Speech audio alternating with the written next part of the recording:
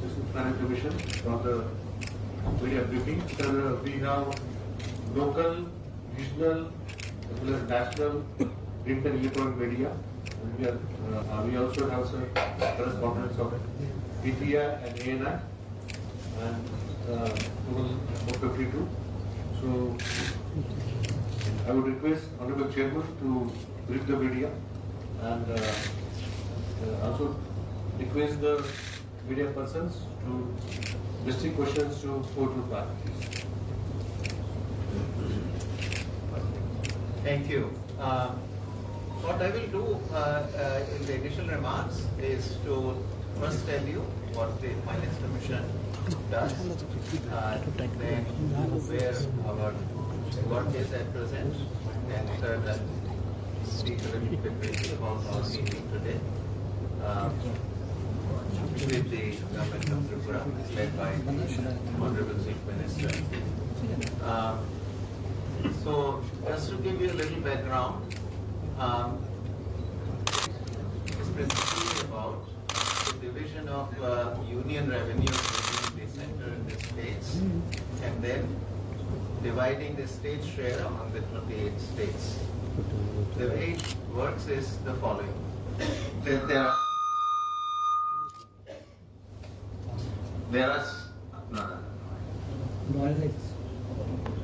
I think you are. So it's okay. It's okay. It's okay. It's okay. Okay. There are certain taxes that go directly to the states. For example, state GST, any taxes that the state levies on petroleum and petroleum products, taxes on alcohol. These are the taxes that are levied and collected by the states, and they go directly to the states. There are also certain taxes which go directly to the central government, but there are a few. One, anything that is due to the union territory goes to the central government's budget also. Then there are certain cesses and surcharges which the central government may levy, and they also go direct fund, or what we call the consolidated fund of India. There is a large number of remaining, including such taxes as the personal income tax, corporate profit tax, custom duties, center's share in the GST, so CGST and its share in IGST. All these tax revenues, which is really the large part of the nation's taxes, goes into a common pool, which is called the divisible pool. This is the divisible pool which has to be divided between the center and the states, and then among the states.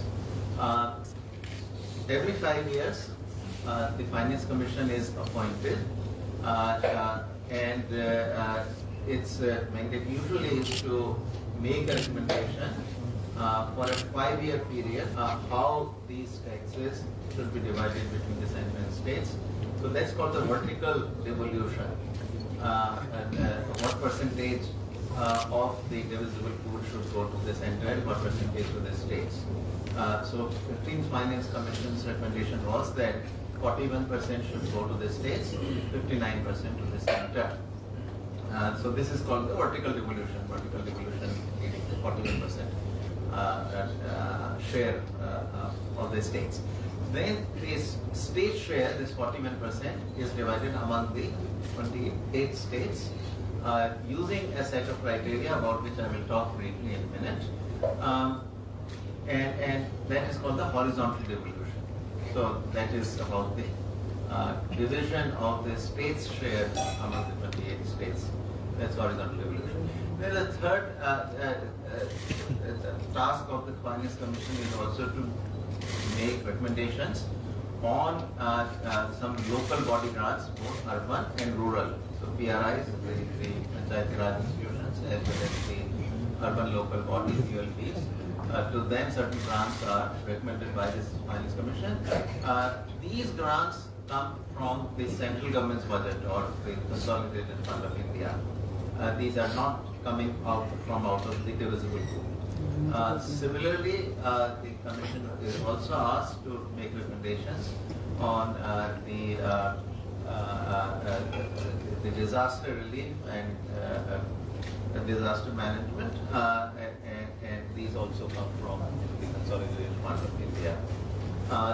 Occasionally, if the Finance Commission sees the need for it, it can also make some state-specific recommendations for some state-specific grants, as well as some sector-specific grants. So these could be for education, something like that. So all of the grants basically come from the Consolidated Fund of India. That is PPR. Now, in terms of the horizontal devolution, that is clearly something that is of the greatest interest to the states. The recommendations, there are certain recommendations that were made by the 15th Finance Commission, and then each state now is telling 16th Finance Commission how that division should be done. And in a minute I come to that. But first a little bit about our own work of the 16th Finance Commission. 16th Finance Commission started its work in mid-February. And one of the very important tasks of the Commission is to consult the stakeholders very widely. This obviously includes very intense consultation with each of the state governments, and the Commission visits each state. We have visited in the past 16 other states, and Tripura is our 17th state. After this, we will have 11 more states to visit. The consultation also includes consultations with all the major ministries of the Government of India. Each of these entities also gives the Commission a memorandum, which includes an analysis of the finances and then some recommendations what they would like the Finance Commission to do. So, on behalf of the central government, the Finance Ministry will be giving us a memorandum as well. Our consultation also is done with the experts, so that we have done that, countrywide. We went to 4 or 5 different cities, where then, we invited the specialists from 4 or 5 states each, thereby covering all 28 states. We also consult the previous finance commissions. We have consulted the finance commission chairs of 12, 13, 14, and 15, last 4 commissions. Anybody, any eminent persons, we try to seek out and actively seek advice. But in principle, anybody can give its thoughts and advice to the Commission. Our website makes a provision, and if you go there, there will be a link you will find where you can put up your, where you can leave your suggestions, and this gets read by the Commission very regularly.